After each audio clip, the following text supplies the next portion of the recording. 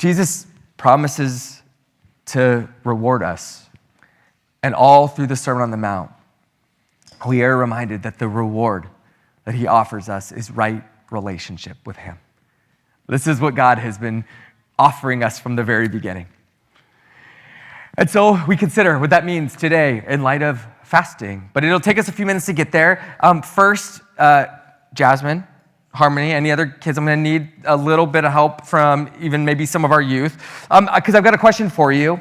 Have your parents ever tried to get you to do something? Yes. Hold on. By telling you that it's good for you. So what are some things that your parents have told you to do because they said that it was good for you? We'll come back to Kate. Harmony. Harmony.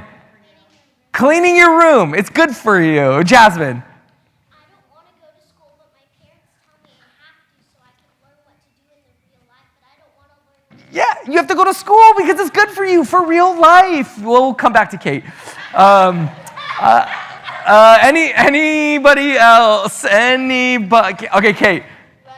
Running. What? Shocking that I have ever tried to get you to. Oh, we got more back here. Yeah, Harmony, another one.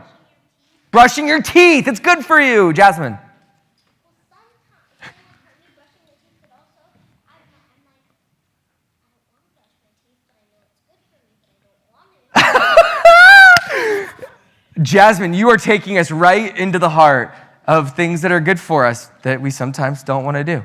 I know. I've also been known as a parent to tell my girls that it's good for them to be bored. Right, there's all kinds of research being done right now on boredom and the ways that being bored can help you access creativity. And so I want my girls to be bored. And I've also told them that it's good to do hard things. Because doing hard things will develop perseverance in you and good character. I see Jay nodding in the back. He said that before. Right? And it will prepare kids for a life of overcoming obstacles. I love how, all the nonverbal cues I'm getting, Natanya. Philosopher Sabrina Little wrote this. It is not repeatedly doing hard things that develops good character. It is practicing being a certain kind of type of person and acting from right motivation during those hard things that helps us cultivate virtue. Think about it like this. Maybe you are bored, and suddenly your mind starts to go into creative mode. Good thing, right? Maybe, but what if you start creatively thinking about the ways that you might get revenge on the people that have hurt you in the past? Still a good thing? Right? How would we feel about boredom that helps us get payback on our enemies? There are people in our lives who are really good at doing hard things. They do the things that no one else wants to do. No one else is willing to do these things. But these people, they just don't even seem to flinch at the task. They just get things done no matter how hard they are. But I wonder if we should praise them if they're bitter the whole time they're doing the hard things. Is it virtuous if someone, goes above and beyond to help others, but while they're doing it, they're always complaining about how they're the only ones who ever do anything to help? Right? Is it good if someone does hard things with a growing resentment toward others? About 350 years before Jesus gave the Sermon on the Mount, a classic ethics text was published. And you might recognize the author. His name's Aristotle. And he wrote, why'd you laugh? Got it. You might, maybe, whatever. It might be a while since you took a philosophy class. But Aristotle had some wisdom that resonates with what Jesus says. It is from the same causes and by the same means that every virtue is both produced and destroyed. Similarly, every art. For it is from playing the lyre, which is an old musical instrument, that both good and bad lyre players are produced. And the corresponding statement is true of builders and of all the rest. Men will be good or bad builders as a result of building well or badly. Since there aren't very many of us still playing the lyre these days, I'll use a more relevant example. Karen Paik is a resident piano teacher, instructor here among us. And I'm going to say something about learning to play the piano. And I'm going to say it confidently, but you'll have to confirm with her later whether I am in any way right or am missing it. Don't confirm with her during, later. Well, but it seems we're just going to leave it up the whole time and see how we're going. Two students can both play the piano for the exact same amount of time. And one of those students can become a good piano player and the other a bad one. Nice, I'm getting a nod of approval. And I'm actually not just talking about their piano skills, right? Though they likely could be very different in that as well. But I'm really talking about the kind of player they are, the kind of person they are while playing the piano. A student learning to play the piano might not have much focus during practice, and they let their mind wander to other places. A student might not practice wisely, right? And so they use their practice time to just replay fun and familiar tunes rather than challenging themselves by playing some stuff that is harder. A student might be impatient during practice, trying to play music that's too advanced for where they're at right now. And a student might lack the courage to try some things on the piano and fail. Compare this to a student who shows up, sits at the piano for the same amount of time, but this student works to stay focused. The student pushes the limits of their abilities. The student patiently accepts their current capacity. And this student is courageous in trying new things, even though they're probably going to fail over and over before they begin to succeed. These two piano players will likely turn out very differently, not only in skill, but as human beings, as people. And we haven't even talked about motivation yet. The student who is putting in the time because they're forced to, or because there is some promise or reward attached to it, will always fall short of what is possible. Even if they ultimately learn to play the piano with some proficiency, they'll never be what they could be. But a student who sits down at the piano and wants to improve, right? Wants to grow as a person and as a player, who wants to learn how to make music. This person will stay motivated to practice when there are no longer rewards and when no one is looking. There's this idea out there that learning to play an instrument like the piano or the lyre, is like an unqualified good thing. Right? Like this idea that by learning an instrument, you will develop the discipline of learning a new skill. We think like, what harm could possibly come from a kid learning the discipline of sitting down to play the piano for 20 minutes every day? Right? Obviously, we assume this will translate into the rest of their lives. And they'll have the skill, they'll have the ability to learn anything. To learn something like a new language or some other kind of skill. Except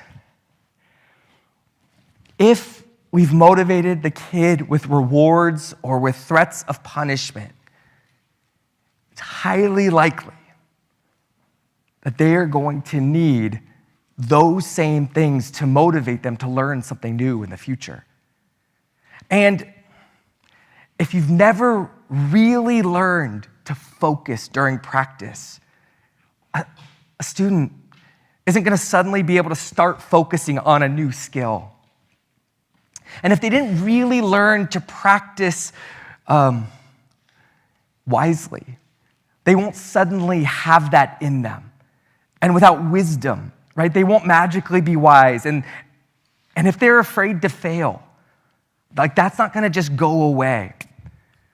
And so they might have at the end a good skill, right? That's going to benefit them for the rest of their lives. They might be able to play the piano, but because of how they practiced, because of how they became a piano player, playing the piano has not helped them become a person of character.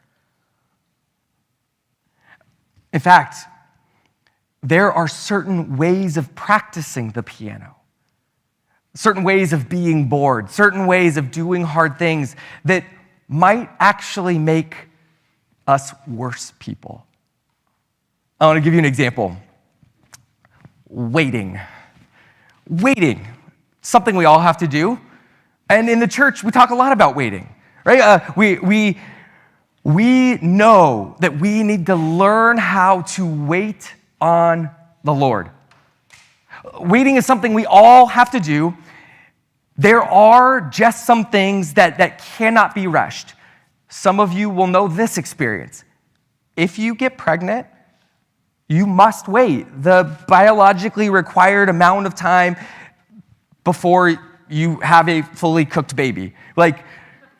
Waiting can be good for us. It is in waiting that we learn patience. It's in waiting that we can learn to trust in God and in God's timing. And also, waiting can turn us into monsters. Right? Think about when we are forced to wait. It's in that waiting that's forced upon us that we actually can develop a pretty intense impatience. When we have to wait, a waiting we didn't choose, we can actually learn to be pretty good grumblers and complainers about our waiting. And when we have to wait, we can pick up the habit of just taking control of the situation and saying, well, I'm not going to wait. I'm going to fix this thing. And so waiting offers us this opportunity to grow closer to God, to develop a deeper, more trusting relationship with Him. Or waiting can also turn us into impatient, irritable, independent fixers. Which means the waiting doesn't change us, not automatically. But we don't get the benefits of waiting without actually waiting. Who we are while we wait, waiting with the right motivation, is everything. It's what we do when forced to wait, right? It's the direction we move when the waiting is put upon us. Are we moving toward God in that waiting, or are we moving toward ourselves? And here's the thing about waiting that we all kind of recognize. Waiting can't be avoided. But our lives are filled with all kinds of potentially good things, things like waiting, but things that we actually can avoid. right? We can fill up our lives with things that we think will be good for us, and we push away the things that we think might harm us. And so in a kind of obvious way, if you don't know where you're at right now, you are here this morning, right? We are here in this place because for some reason, like we think it's good to be here. I'm guessing that nobody is here this morning thinking that it's bad for you to be here. I hope not. Okay, so we're here because we think that it's good for us, and yet, just like playing the piano, just like doing hard things, just like waiting, just like being bored, just like playing a sport, just as any of those things can make us more virtuous people, more Christ-like people, it's also true that being here this morning, coming to worship, can also make us worse people. My grandparents were some of the most unloving people I've ever known. But they showed up for church services almost every Sunday for nearly 90 years. They practiced their faith by showing up for worship while nurturing discontentment and dissatisfaction in their hearts. And the more they went to worship, the more unloving they became over the course of their lives. I don't know how that sits with you, or if you have your own stories or examples of that. But think about other people who spent years working on the same thing. Why do some of the greatest athletes in the world have the worst sportsmanship? Right? Like they've been playing sports their whole lives, and there's this collective idea, similar to music, that sports are good for kids because it teaches us sportsmanship. It teaches us how to play well and play fairly. And yes, they can, but if you play sports and you act like a bad sport again and again, and if you don't want to change while you're playing sports and become a better sportsman, sportswoman, I don't know how you would, make that inclusive of everybody, but right, like you won't just automatically become a better sport by playing the sport. And you will become even more of the thing that you have been practicing. And so you can have a spectacular athlete who has zero character, because they never focused on their character in their sport playing. A person can show up to worship more than anyone else, and they can become less and less like Jesus.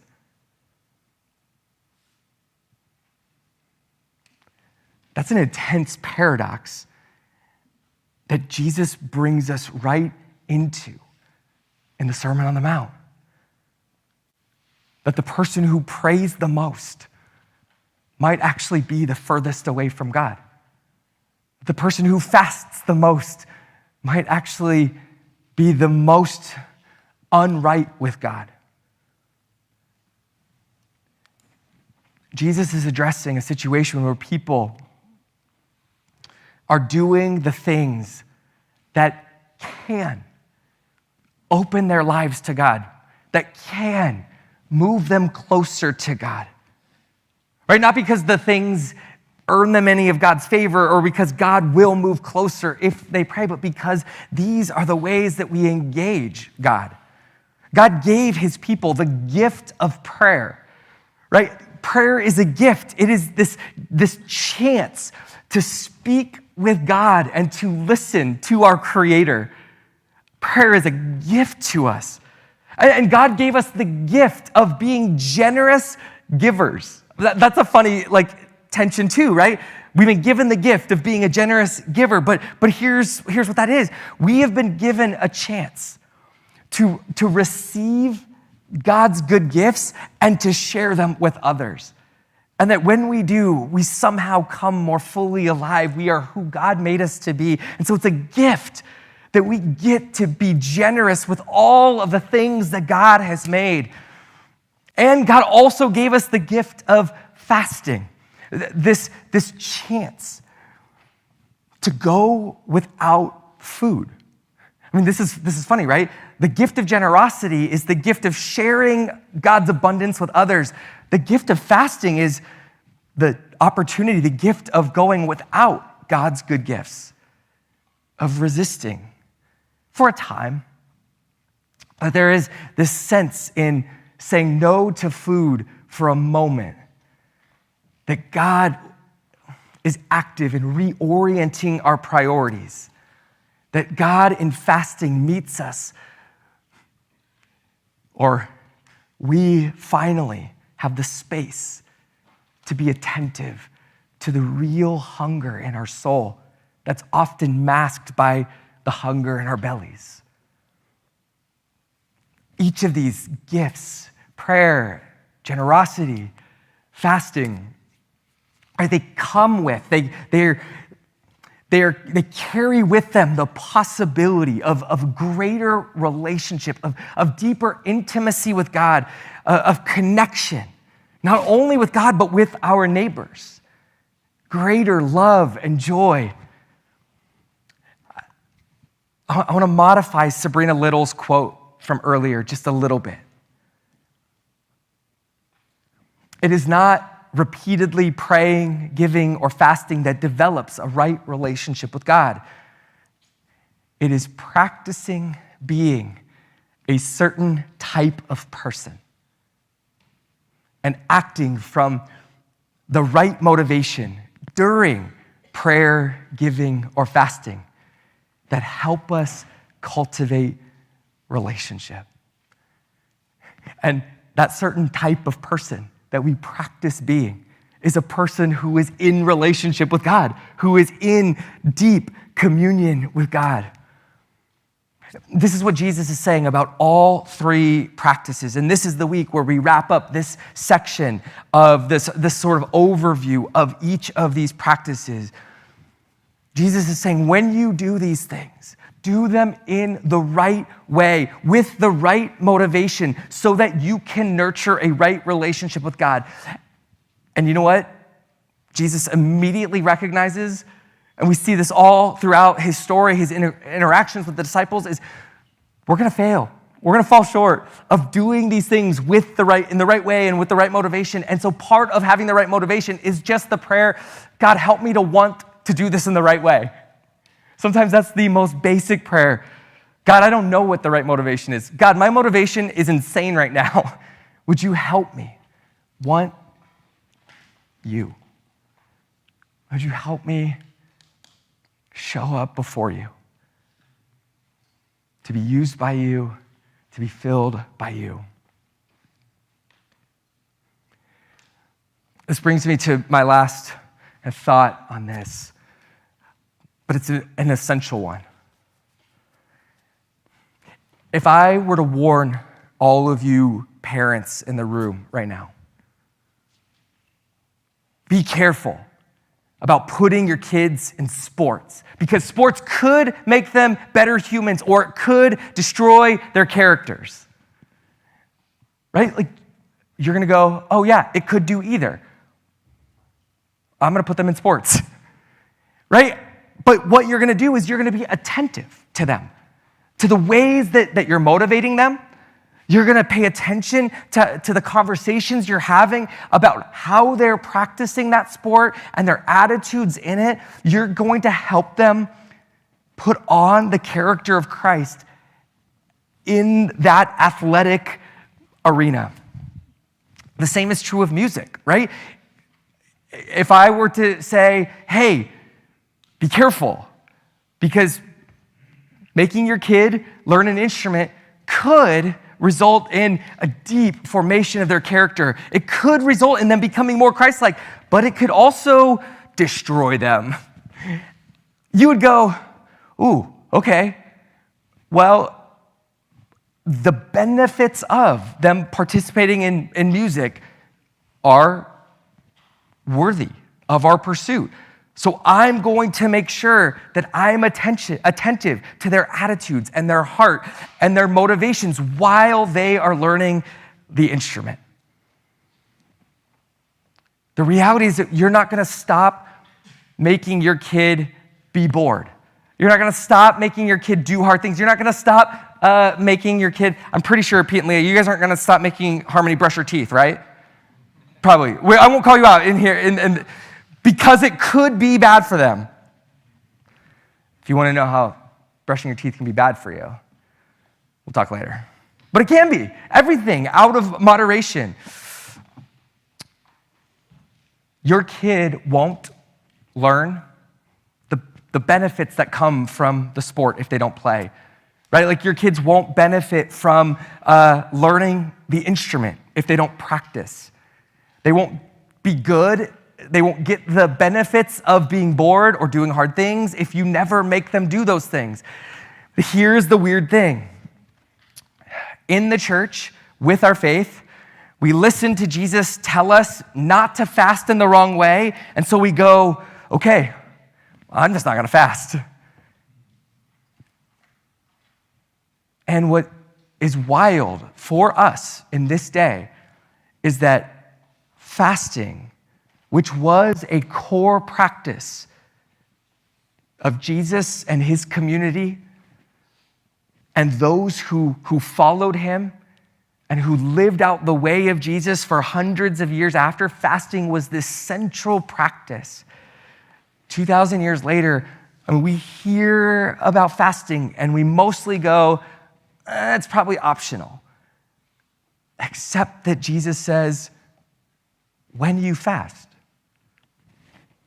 Jesus just seems to assume that we will. He assumes that we will because fasting has always been a practice that can put us before God in a humble and intimate posture, a place of complete and utter need, a place where we recognize that food, the thing that sustains us, that we would die without, that all of it comes from God. Jesus assumes that we'll fast because fasting is a gift that God gave us. The ability to say no to our body's hungers is a gift. It's actually part of how we live as free people in Jesus, is being able to say no to the things of our world. And so God has given it to us as a gift. And so Jesus says, when you fast, but our instinct, our worry, because we hear Jesus say, when you fast, don't do it with the wrong motivations. We go, well, my motivations aren't great, so I'm just going to not do it. But then we never get the gifts that God is offering us in fasting. The gift of his presence. The gift of his freedom. Fasting doesn't give us a relationship with God, right? But if we don't fast, we will never get the benefits that God offers through fasting. Going to church doesn't create a relationship with God. It's not automatic. But if we don't participate in worship, we cannot get the benefits that come by gathering in this way. We're going to come to the table together. And we don't get a relationship with God because we gather around the table and we eat some bread and we drink from a cup. But if we don't come to the table, we miss out on the benefits that God is offering us.